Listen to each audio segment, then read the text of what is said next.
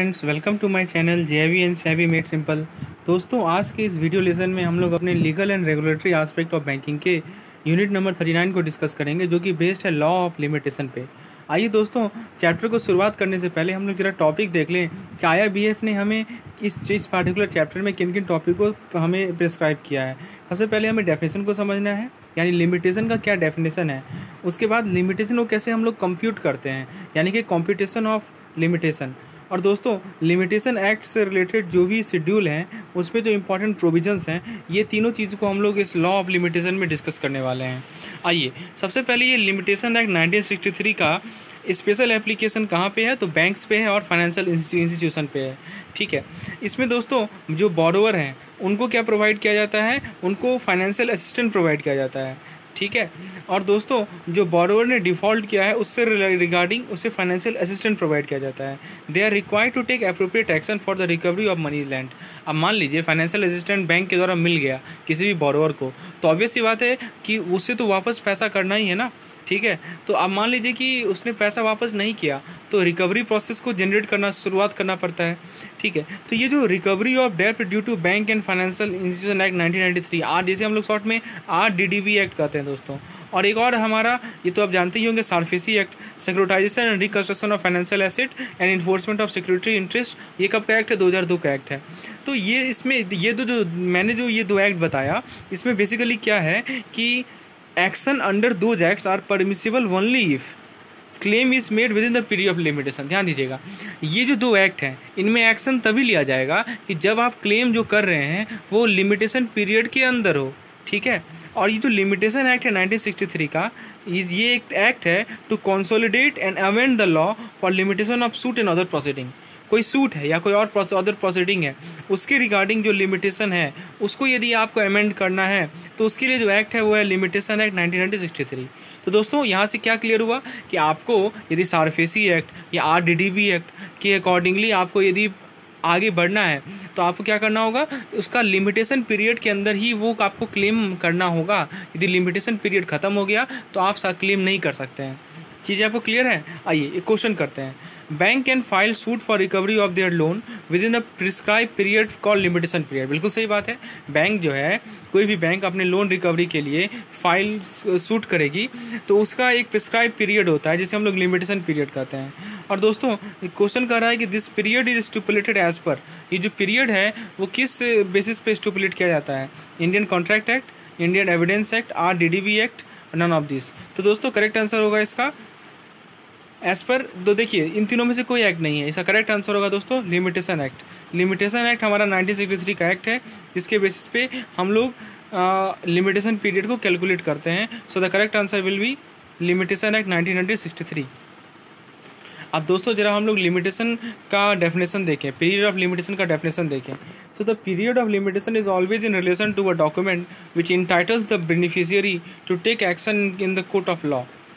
दोस्तों, period of limitation का मतलब क्या हुआ कि आपको किसी सूट के लिए, किसी अपील के लिए या किसी एप्लीकेशन के लिए शेड्यूल के द्वारा, तो उसके लिए कुछ पीरियड को प्रिस्क्राइब किया गया है। ठीक है, period is prescribe for any suit, appeal और application by schedule, and prescribe period means period of limitation computed in accordance with the provision of the act. और प्रिस्क्राइब पीरियड क्या मतलब हुआ कि जो लिमिटेशन पीरियड है उसको हम लोग कंप्यूट करेंगे इस एक्ट के प्रोविजन के अकॉर्डिंग।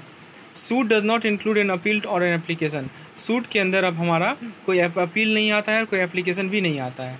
ठीक है, तो दोस्तों क्वेश्चन आपके सामने है, period of limitation as per provision of limitation act means dash by schedule. Period prescribe for any suit, period prescribe for any appeal, period prescribe for any application, all of the above. तो दोस्तों इसका मतलब क्या हुआ कि जो हमारा period of limitation है इसमें सभी के सभी आते हैं, सूट आएगा, अपील आएगा या किसी एप्लीकेशन आएगा, ये सभी के सभी इसमें इन्वॉल्व हैं। चलिए आगे देखते हैं, competition of period of limitation. अब लिमिटेशन पीरियड को कैसे कैलकुलेट करेंगे, आइए उसको देखते हैं। तो जब पीरियड ऑफ लिमिटेशन एक्सपायर कर रहा है उस दिन, जिस दिन कोर्ट क्लोज है या सूट या अपील या एप्लीकेशन को आप क्या करेंगे, जिस दिन कोर्ट रीओपन होगा उस दिन आप इसे आप इंस्टीट्यूट करेंगे या प्रेफर करेंगे।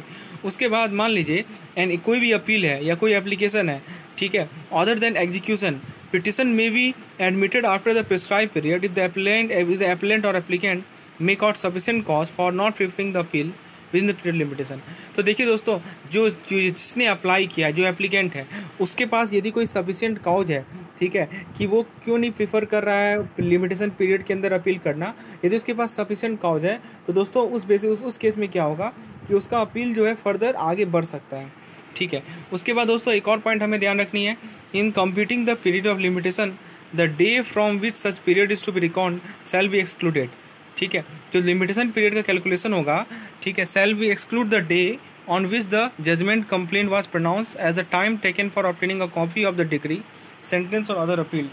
ठीक है दोस्तों, तो ये सब पॉइंट को हमें ध्यान में रखनी है लिमिटेशन पीरियड कैलकुलेशन से पहले। और दोस्तों एक और पॉइंट है, for any application for execution of degree the period during which the institution or execution has been stayed by injunction or order the day on which order was issued or made and day on which withdrawal shall be excluded. तो जिस दिन order दिया गया, ठीक है, उसको हम लोग उस दिन को काउंट नहीं करेंगे। तो यही करना चाह रहा है, ये हमारा चौथा नंबर पॉइंट। अब क्वेश्चन आपके सामने है, while calculating the limitation period the calculation is made in following manner. आपके सामने 4 ऑप्शन दिए गए हैं, आपसे ये पूछा गया है कि जब आप लिमिटेशन पीरियड को कैलकुलेट करते हैं तो कैलकुलेशन किस मैनर में किया जाता है। पहला कर रहा है कि ट्रांजेक्शन का डेट को एक्सक्लूड करेंगे, दूसरा कर रहा है कि ट्रांजेक्शन का डेट को इंक्लूड करेंगे, तीसरा कर रहा है कि ट्रांजेक्शन ऑफ डेट को एक्सक्लूड तभी करेंगे यदि डे हॉलीडे था, और चौथा कर रहा है कि ट्रांजेक्शन के डेट को एक्सक्लूड किया जाता है यदि एक्सपायरी का डेट जो है वो हॉलीडे है। तो साफ है, अभी हम लोगों ने ऑप्शन, आप देखिए ऊपर का जो डी नंबर पैराग्राफ है वो यही तो कर रहा है कि जिस दिन आप लोग, उसके आपको करना क्या है कि जिस दिन ऑर्डर को इशू किया गया, ठीक है, या जिस दिन इसको विड्रॉ किया गया, उस दिन को हमें क्या करना है, एक्सक्लूड करना है। ठीक है, तो हमारा option number A correct answer है, यानी कि हमें डेट ऑफ ट्रांजेक्शन को क्या करना है, एक्सक्लूड करना है। अब नेक्स्ट क्वेश्चन है, a loan with limitation period of 3 year was granted on January 12, 2006। If the limitation is with reference to date of document the suit can be file latest by. तो देखिए दोस्तों, limitation period किसी loan का दे रखा है हमें 3 साल का, कब ग्रांट हुआ है, तो ये 12 जनवरी 2006 को ग्रांट हुआ। और दोस्तों लिमिटेशन जो है वो किसके रेस्पेक्ट में है, तो डेट ऑफ डॉक्यूमेंट के रेफरेंस में है। तो सूट को कब फाइल कर सकते हैं, आइए, बहुत अच्छा क्वेश्चन है, इससे हमारा कंसेप्ट क्लियर होगा। तो देखिए दोस्तों, पीरियड जो हम लोग लिमिटेशन का कैलकुलेट करते हैं उसमें डेट ऑफ ट्रांजेक्शन को एक्सक्लूड करते हैं। अब आप बताइए यहाँ पे ट्रांजेक्शन का डेट कब का है, तो ये 12 जनवरी 2006 का है। तो कैलकुलेशन जो है वो 12 जनवरी से ना होकर 13 जनवरी से होगा। ठीक है, तो 13 जनवरी से आप खुद देख लीजिए, 13 जनवरी से आप 3 साल तक जोड़िए तो आपका कब खत्म होगा वो लिमिटेशन पीरियड। तो ऑब्वियस सी बात है, वो 12 जनवरी 2009 को ख़त्म होगा। अब जिसमें आपको सूट को फाइल करना है, चीज़ आपको क्लियर हो रही है।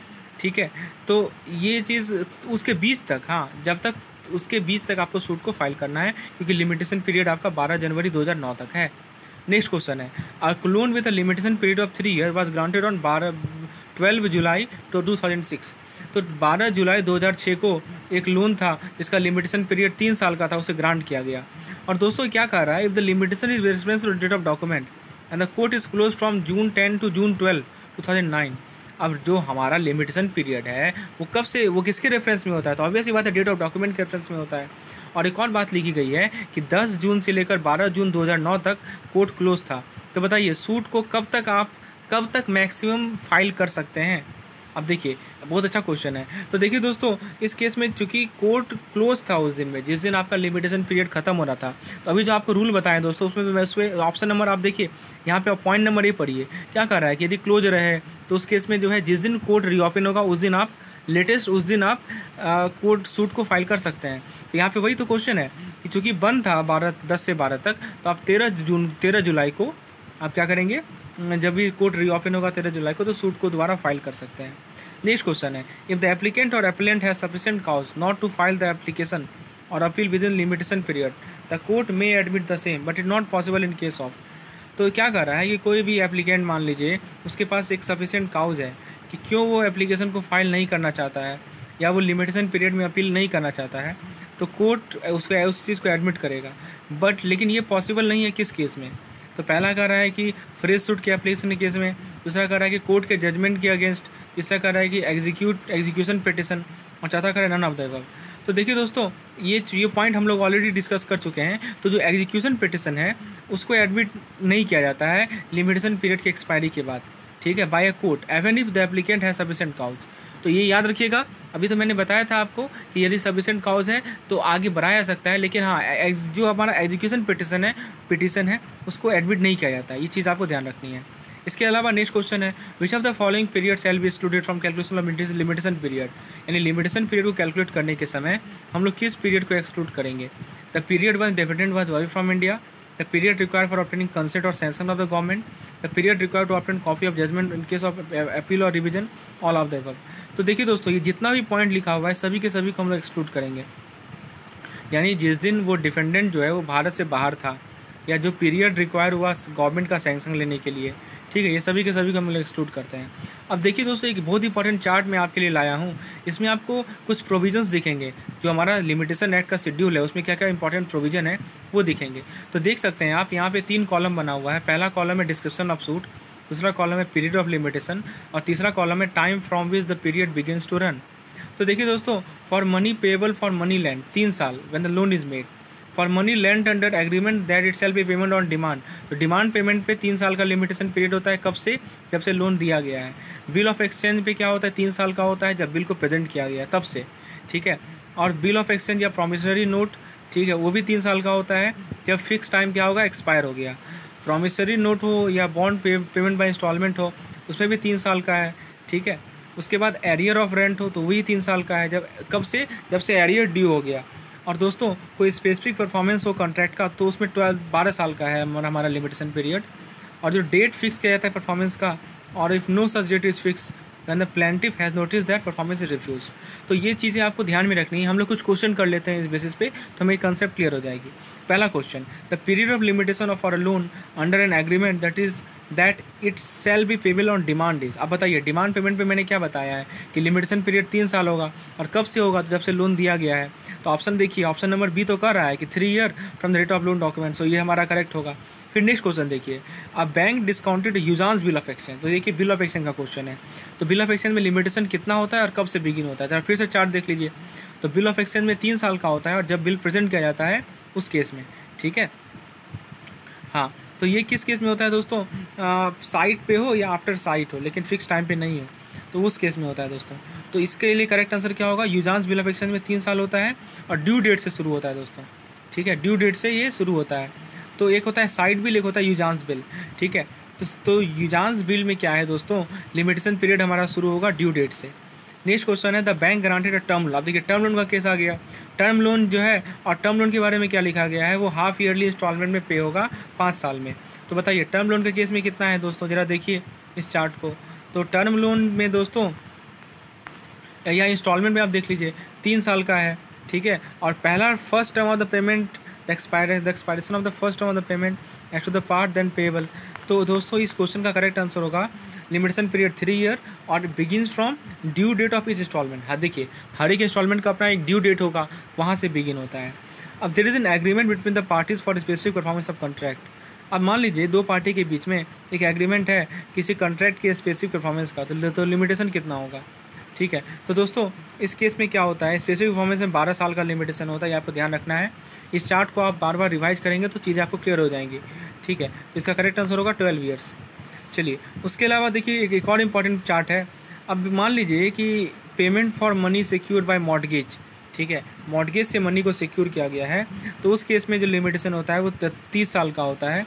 कब से, when the money sued for become due by a mortgagee, और फॉर फोरक्लोजर इसमें 12 साल का होगा। For possession of immovable property 30 years का होगा, ठीक है। एनी सूट बाय और on behalf of central government और any state government including the government of state of Jammu Kashmir, ये 33 ईयर्स होता है। Any suit for which no period of limitation is provided elsewhere in the schedule 30 years होता है। अब देखिए question है, if a loan is secured by mortgage of immovable property. तो immovable property में मैंने क्या बताया था कि इमूवेबल प्रॉपर्टी में दोस्तों 30 साल का होता है, और कब से होता है, when the money suit for become due. तो दोस्तों, बाय अ मॉर्टगेजी, अभी किसके लिए है, फॉर मॉर्टगेजी के लिए है, ठीक है। तो मॉर्टगेजी क्या होता है, 12 ईयर्स। चलिए, अब एक क्वेश्चन है, if the person want to file suit for the matter for which no period of limitation is provided in the schedule to the limitation act, the period of limitation is. तो इसका correct answer होगा दोस्तों, इसका correct answer होगा 30 years from the right to sue accrue, ठीक है। Which are the following statement is correct. आपके सामने 4 स्टेटमेंट दिए गए हैं। तो देखिए दोस्तों, इसमें ध्यान रखने वाली बात यह है कि जो डिफेंडेंट है उसका कोई लिमिटेशन पीरियड नहीं है, ठीक है।